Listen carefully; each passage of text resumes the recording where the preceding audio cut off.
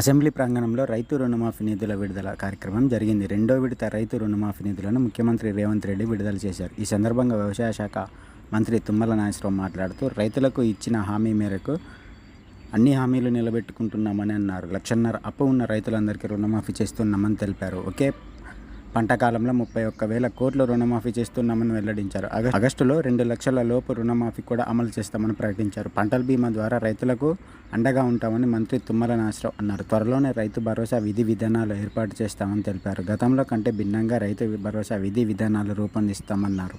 Oil form పంట వేయాలని 5 ఏళ్లలో 5 లక్షల ఎకరాల్లో ఆయిల్ ఫామ్ వేయాలని కోరుతున్నామని చెప్పారు. అనేక రాష్ట్రాలను పామాయిల్ సరఫరా చేసే స్థాయికి మనం చేరాలని రైతే రాజు అనే నినాదానికి నిజమైన అర్థం చెప్తున్నామని పేర్కొన్నారు.